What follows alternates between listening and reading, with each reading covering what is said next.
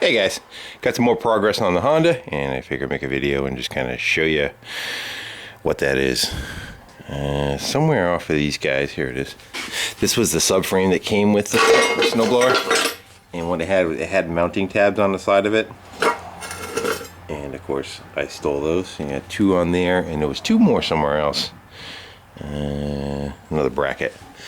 But I cut them off and ended up using those for the pivot point on the tractor. And you can kind of see right there this part is the original part of the frame. This is what was added on, and then this was what was added on here. These have bushings inside it, and then I used a pin to kind of tie it all together instead of two separate ones, just because it gives it a little bit more lateral strength to it. And then again, I tapered the ass end off of it in case you're backing up and you get hung up on something. It stands the chance of rolling off of it.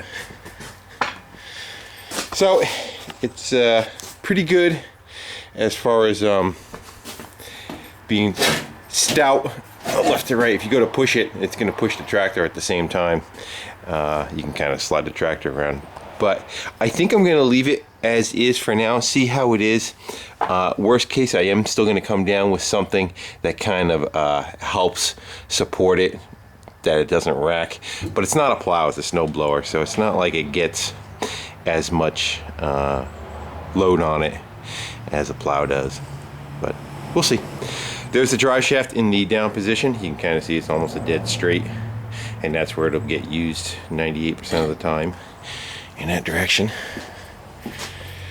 And for now, I just have a strap on to the lift arms so I can lift and lower it for test purposes, so to speak. The only thing I got to watch out for is the lift arms have a lot more range than the snowblower does, and what will happen is the snowblower dry shaft will end up topping out in the tunnel. So I got whatever chains I put on there, I just got to make it so that it still has a ½ inch of play up above, so I'm not binding on. You don't want your shaft to bind, you know. So you say we go fire her up. Got a bunch of tranny fluid I dumped in that chain. It was a little chalky. It's been sitting. You can see the little puddle underneath it. So I may do some flinging from that, but that's okay. Had to make a dead man for the seat. I gotta give her some choke.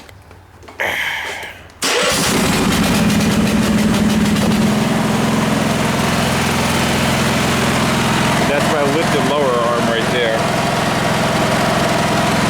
It's got one lever, makes the back, and the other lever works the front.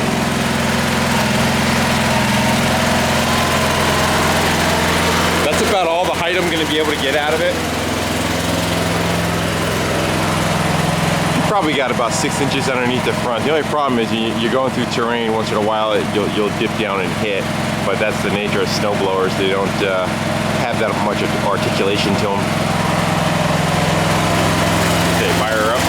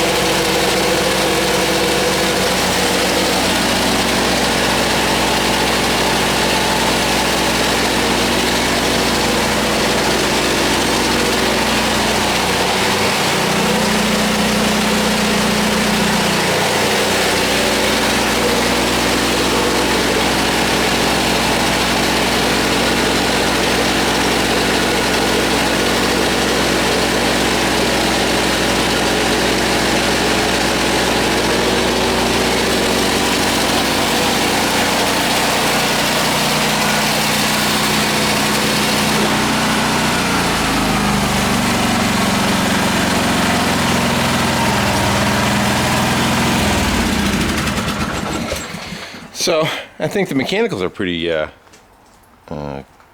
good as far as where they're located. I think all the functionality of it is decent. The hardest part was trying to get the dry shaft so that it had, you know, about a half inch or so movement still to go in at whatever the closest point was. So if it takes a hit or a bump, you're not smashing the dry shaft into the gearbox. So all that's okay. And then again, at its most extended point, that there's still plenty of shaft inside, which is about 3 inches of stroke still in there. And what else are we gonna do? My driveway's kind of rough, and the snow blowers, especially when the ground's frozen, it's not so bad. But when you get that, like, you know, the March weather where it snows but the ground's kind of mucky underneath it and wet, what I kind of want to do is like what a mower deck does, is probably going to come behind it and put a wheel on the back side of it, just so that the snowblower can kind of float about a half inch or so above, and actually have the capacity to roll. Normally there's skis on the bottom, but I always find the skis in that, you know, skis are good for, you know, cement or pavement, but when you're in, you know, this is what I'm snowblowing, you know, when you're pretty much just this stuff dirt, the ski will dig in, but the wheel, I'm hoping, is just going to roll over the top of it. So that's my battle plan for doing that. There is some pavement out front, but you know, there's not much to speak about as far as the quality of that either. So what I think I'm actually going to go do is take this assembly. I'll probably cut the whole assembly right off the deck, this whole mount assembly with the wheel and the pin and the adjustment, and I'll see what I can do to fabricate that on the back side of it and give myself some adjustment. But that's next, and a couple of lift chains I need to make for it. And I think the only other thing I'm missing is I have to make a rod that cranks the chute. It did not come with that, you couldn't find it. And probably a support bracket for that too, once that's over here. That might be it right there. That might be a bracket of some sort that I can use. You figure I gotta come off the tractor, something like that. I don't know, somewhere around there, and make a handle that can crank it up and down.